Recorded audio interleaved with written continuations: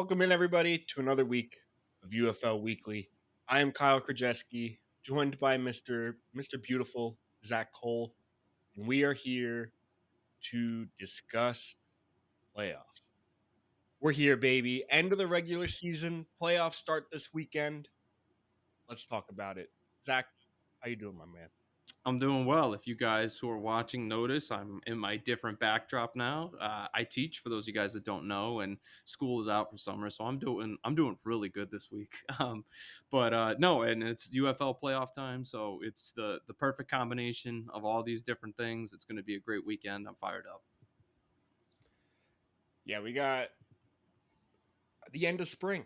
It's June. We've got spring football playoffs coming up. Hmm. All UFL was announced. We got a few things to cover here. Hmm. So we'll go through our all UFL team. We'll pull out some guys. We're not going to touch on every single person.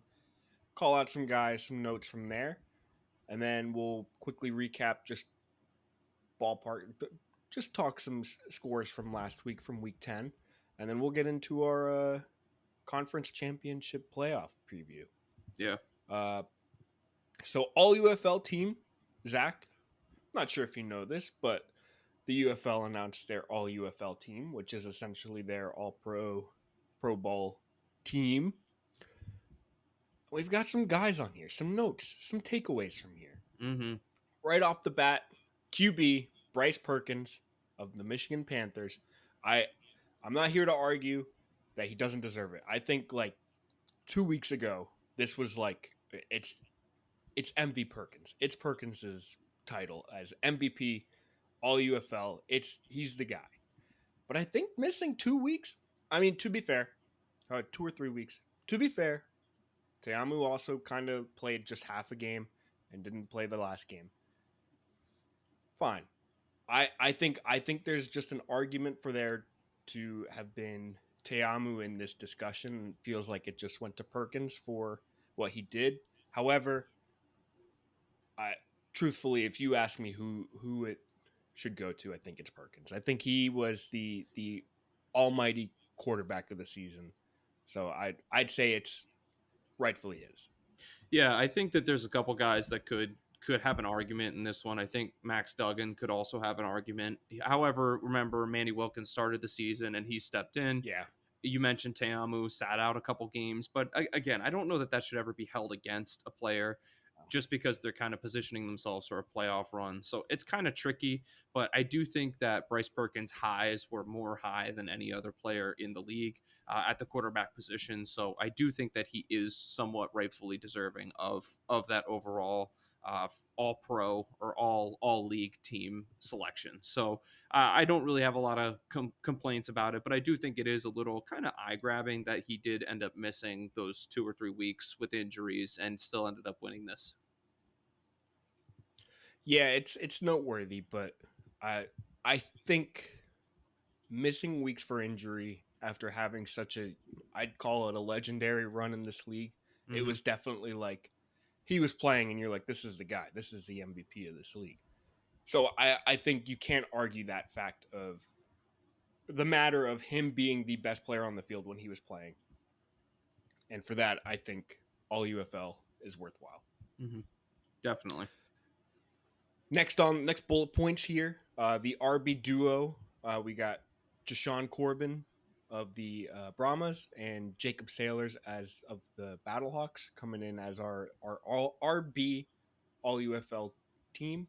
It's pretty interesting. They kind of have two different, I guess, two different paths to making this. I guess this list, this honor. It felt like Sailors had a really hot start with his receiving game, being the guy for the Battlehawks, whereas Corbin for Brahmas was just kind of like steadily the guy all season. Hmm. I think it took him the final game to lead this league in rushing yards, as Corbin finished the regular season leading the league in rushing yards. But it took him all season to just kind of progressively get there. Whereas I think Sailors had a hot start and then kind of like slowly was like, all right, I don't have to be the focal point of this offense. Hmm. Especially as Duggan came in, took a little bit of those rushes away from him.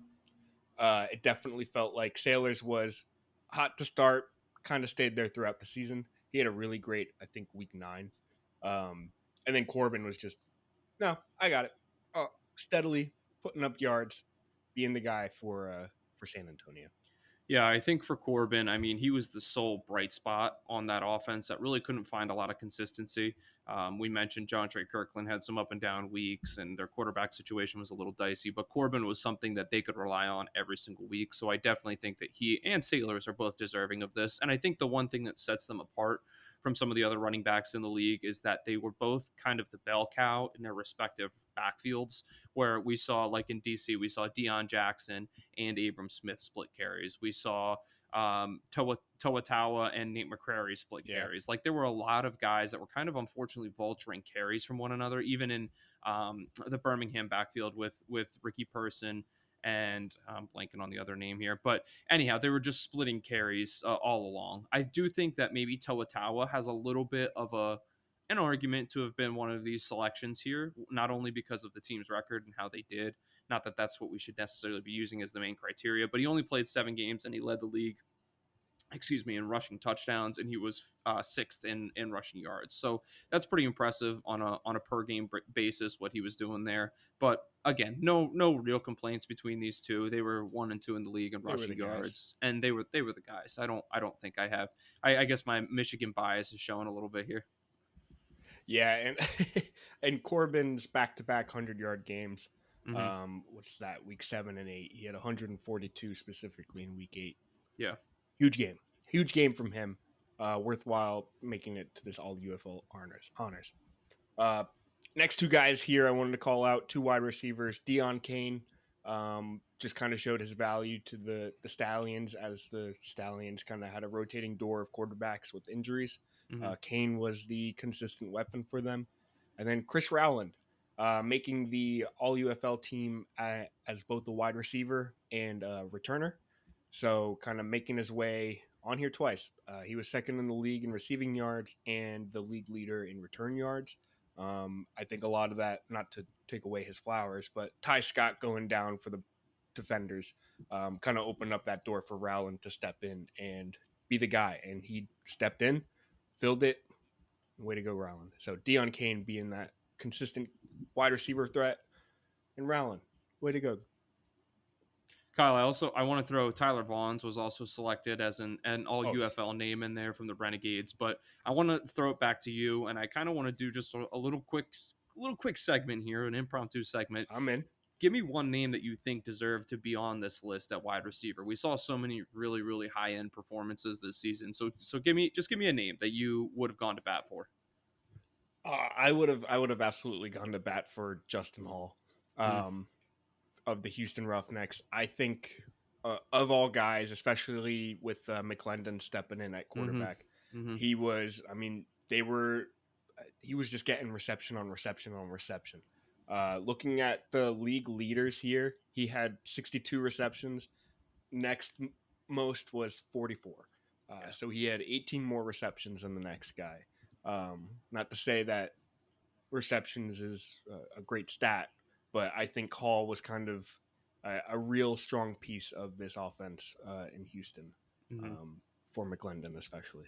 Agreed. What about I you? think I think that's a great name, Justin Hall. I mean, and you said once McClendon stepped in there, that's really when it started to click for them. And I think had he been in there the whole entire season, week 1, he was the guy. Day 1, we Yeah, might see Justin Hall's name on here as opposed to someone else. But I'm going to plug a Panther. I'm actually going to plug a Panther and a Boat. Our poor Boats didn't get any selections on the nope, on the yep. all UFL team. So you know what? I'll plug the Boat here. And it's unfortunate because I think his season ended up kind of turning a little bit at the end when the team started kind of going down. But I'm talking about no one other than Jonathan Adams, who was the guy for a couple weeks there. He was leading the league in yards, leading the league in touchdowns, if I remember correctly.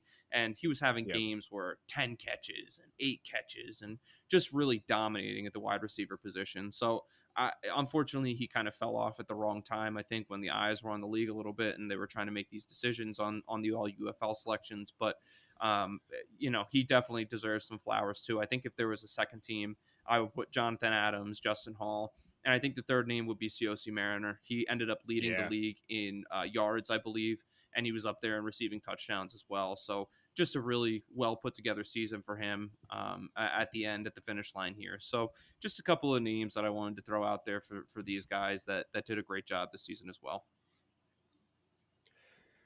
Yeah, and to kind of continue on your Panthers fan favoritism, Panthers O line kind of wrapped up the year being one of the best O lines in the league, Hmm. and it shows especially with the usage of Toa Taua and Bryce Perkins kind of Hmm. being able to use that. Um, but both Cabral and Nelson were named for their spots up front in the line, and then the Battlehawks. I called this little note the dominance in the trenches because these are like the guys who Definitely. they had the guys that you needed in the right spots. Two all UFL offensive linemen, uh, Panasiuk, Panasiuk, and Gonzalez. They had Hot Rod Rodrigo Blankenship as the kicker, and then former XFL Defensive Player of the Year and Toma Panu, um, making all UFL honors, and a return all UFL linebacker in Harvey. So they had these guys just all over their team. Again, in the trenches, the guys that you needed when you needed them, and they showed up and made it all UFL for the Battlehawks, and I think that's a strong reason why they had the best record in the league and why they're here in the playoffs.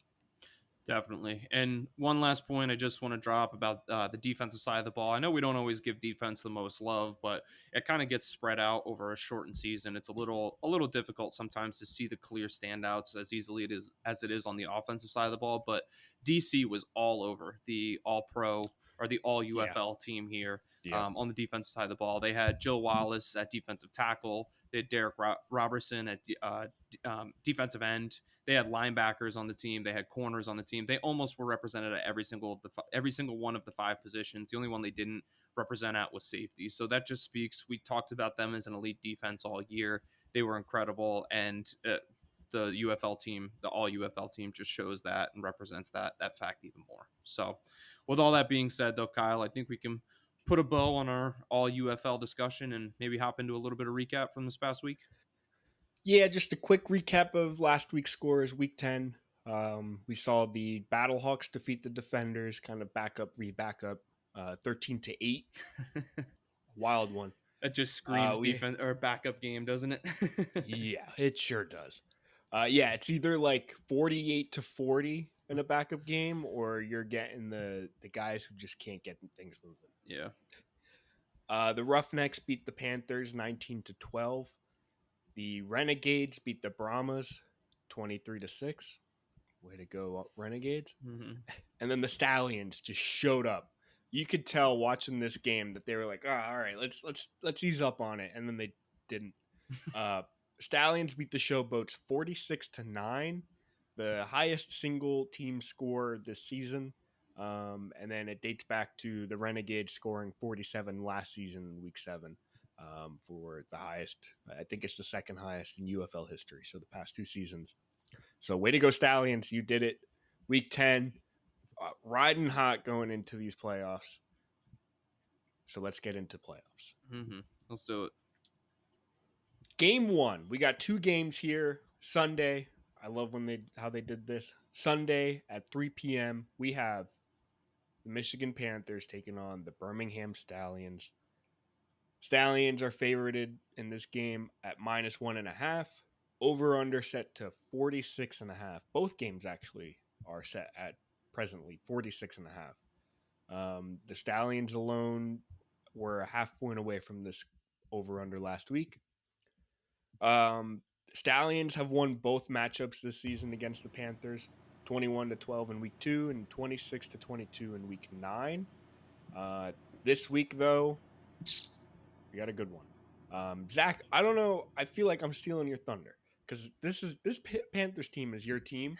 I feel like you should be doing the preview for this one, and I'll do the preview for the next one. So if you don't mind, tossing it to you. Yeah, let's switch it up a little bit. I would love to talk about this game, and I think the highlight of this game is going to be the quarterback play on both sides of the ball. The Panthers are adding Bryce Perkins back into the mix, which is a really big deal for them. He was Yeah. incredible through that mid-season run that he was going on, where we'll see. It hasn't been announced yet, but we think he positioned himself pretty firmly for an MVP. Yeah. An MVP look. It's kind of down between him and Jordan Teamu, I would say. So we'll see. We'll see what happens between that. But anyhow, they are getting Perkins back this week.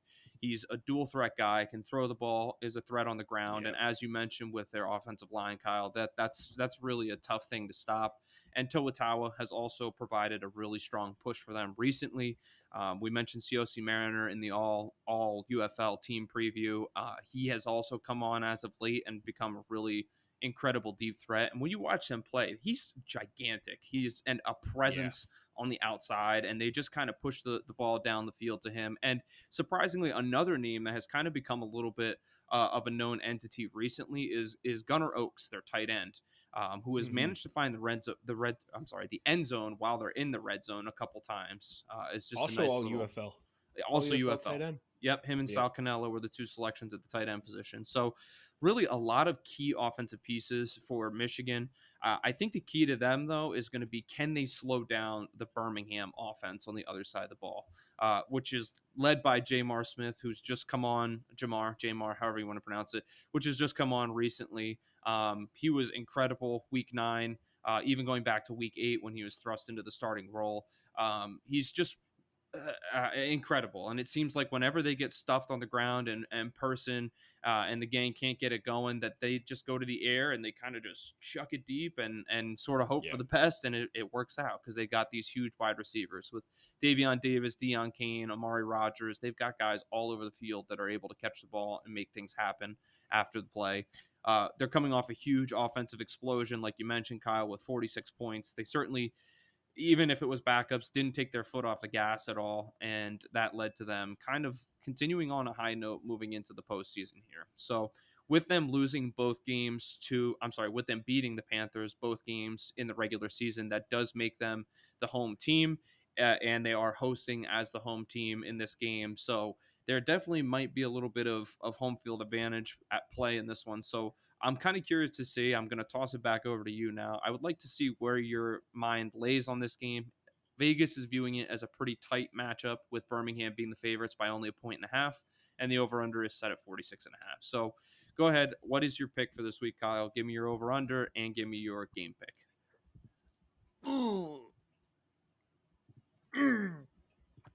I'm gonna take Birmingham minus 1.5. Mm, I don't. Oh, this is gonna be a good game. that's going to be a I really good game. Yep. Yeah, I'm taking Birmingham minus 1.5. I think they come away. I think with the 46 they put up last week, kind of really helped this offense and this team overall just figure stuff out and be like, all right, cool. We know what can work, will work, may Yep. work next week in this playoffs. So yeah, Birmingham minus 1.5. I'm taking the over. I think we're gonna see points in this one. Um, I think this is two offenses that can and will score. So give me that over. I like both picks, and I'm going to go with my heart over my head here. I'm going to say this. I'm going to preface my pick. I think Birmingham is going to win this game. I really do. I think that they are a force to be reckoned with right now, and Yeah, I don't know that Michigan is going to be able to pull it together enough to be able to stop them. However, like I said, I'm going with my heart in this one. I'm going to hope that adding Bryce Perkins back into the mix, who didn't play for them in Week 9 when they last played, that's a key point to remember. They only lost that game by 4. But no yeah, Bryce Perkins in that one. So I'm going to say that he makes the difference in this game and he gives Michigan the edge that they need, despite the fact that I think Birmingham is still going to win. But I'm going to take Michigan plus 1.5, and I will also go with the over, Kyle. We saw the over the last time that they played in week yeah. 9. That was a total of 48 points. And I think that that's a pretty good representation of what this matchup might be. It was a tightly fought game. And again, you add Perkins back into the mix. That should add another touchdown or two into play on either side. So give me the over 46 and a half. Yeah, I think we see playoff stallions pop off again Yeah. and bless our TVs again. That's a scary thing to see. Kyle, one last point before I toss it back over to you. Both of these games are on Sunday, just for everyone listening and paying Yep. attention here. The first one, this Michigan Panthers Birmingham Stallions game, is at 3 o'clock on Sunday, and the second game is 6 p.m. on Sunday. So get glued to those TVs on Sunday. I cannot wait. Game 2, 6 p.m. here this Sunday, this beautiful Sunday. We have the DC Defenders taking on the St. Louis Battlehawks for the XFL Conference. These two teams split their matchups this season. Back in week 3, we saw DC win 27-15. And in week 10, this past week, we saw backup feed backup. Battlehawks win 13-8. We can almost just throw that out as any indication of what this game will look like. And you know what? Week 3, I'll throw out that game as well. We can ignore both of those games because specifically St. Louis did not have the team that they currently do on the field then. DC right now, they have lost their past 2, but I blame that on the starters being pulled and not playing in most of those matchups in prep for this game specifically. Jordan Teamu, the UFL's top deep ball thrower. He's had 55 20 plus yard attempts this season. And however, the Battlehawks are the toughest secondary. They've allowed 5.8 yards per attempt this game, but I think a deep ball gets through at any moment, it break open at any moment. I will note, hey, Zach, I've been hawk watching these injury reports because Ty Scott, who was the leading receiver in the league when he went down, is could potentially play this week. I don't know how else to put it other than it may be close to a game time decision on if we see wide receiver Ty Scott arrive and play for DC. And if he is, he's a game breaking threat. And if he's not, hey, we still got Sanders and Rowland back there, or I guess out there, being the guys for DC who could just at any moment 56-yard touchdown. We've also got on the St. Louis side, they are currently on a 6-game win streak. This is crazy. Max Duggan is currently undefeated as a starter for St. Louis. Ever since he stepped in, he's a very rush-heavy quarterback. He leads all quarterbacks in rush attempts since he started in week 5. Jacob Sailors also, hey, he's got a dominant backfield share in these competitive games. And gets a really, really good matchup against this DC run game. They've allowed 5.2 yards per carry, one of the most in the league since for like the back half of this season. So we could see some great Jacob Sailors runs. See Max Duggan also probably break off some really good runs because he does that way too often. And quite honestly, I think we're in for a run game on the St. Louis side and a little bit of a short attack game on the DC side. With the classic DC bomb taking place if they connect. So with all that, we've got St. Louis sitting here -2.5 favorite. Over under again set 46.5. So Zach, I'll ask you, how you feeling in this one? I'm having a hard time with it. This is a tough one. Just while you were talking, I think I flip flopped 2 or 3 times. I was a little bit set on DC in this one with Ty Scott potentially coming back with just the experience that they have. However, I did look into St. Louis in their last 6 weeks just to kind of refresh my memory of who they played. And in that 6-week span, they beat both the Stallions and the Panthers, which is pretty impressive to me. So I think I'm going to take St. Louis -2.5 in this game. It is in the Battle Dome, which is a big deal. Yeah, It's in St. Louis, despite the fact that they aren't technically the home team, I believe, right? Is that correct, Kyle? No, they are this year. They did. Are Okay, they locked up the home team. All right. Yeah. So it's both are officially the home teams. So we were didn't get worried any of about that, but I think Michigan and DC both kind of let off the gas pedal when they were like, all right, it's not even going to really matter. Yeah, right. But they're both officially home teams.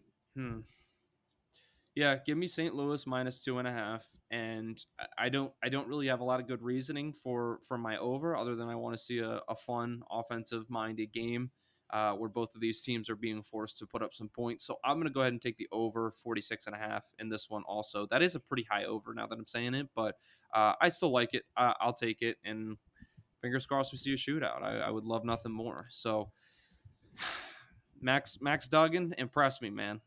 He's my biggest concern in this game, is that in a Your playoff biggest scenario, op. he Yeah.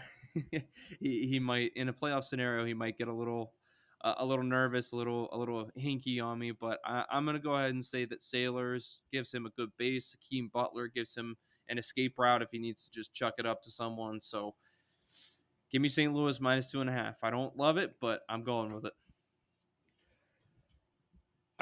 I think I'm gonna hit you with the opposite on both of these. I'm Ooh, gonna take interesting. DC plus 2.5. I think if DC doesn't win, it's gonna be a close one. I think these two teams, they're gonna lay it all out there. You This bet. is one of those fantastic rivalries of XFL football. Mm-hmm. Uh, and I'm also taking the under. I think these are two defenses that have somehow figured each other out and can somehow play to the other's strengths Mm-hmm. and force the opponent's weaknesses. I know last week was backup v backup, but it's still game plan v game plan. Mm-hmm. So you still saw a 13-8 game. I'm not basing this decision strictly on last week and what we saw last week. However, I think it's still identifiable in that these two teams can score less and still put up a good game, and I think that's what we're going to see this game. So I'm taking DC plus 2.5, under 46.5. Kyle, I think that there's a world that this ends up being DC maybe loses, but it's only by like a point or two, and you still end Yep, up, you know what I mean? And this that's could where be, that's kind of where I'm envisioning it, but who yep, knows? yep. Who knows? We'll see. We'll see. It's going to be a fun weekend. Yeah, we got some good games here. And Definitely. realistically, it's like whoever wins out of these games, out of these teams, we're going to see a fantastic matchup in the championship. Definitely. And that's what I'm looking forward to as well. Four very capable teams. Definitely. Very, very, very deserving too. Yes. Before we wrap up here, DFS, I'd like to say a lot of this hinders on if and how we see Ty Scott. He's a big player to keep an eye on because if he's playing, I think I want some of that Ty Scott action. I'm also getting plenty, as of right now, getting plenty of Jacob Sailors at running back, Malik Turner at wide receiver. I think those two guys, as we said in the game preview specifically for St. Louis, they've got a pretty solid running back matchup there. So plan is Sailors. I think he's kind of a lock for a lot of my lineups. And Malik Turner, love that guy. So with all that, that's playoffs. That's conference championship. Zach, are you pumped?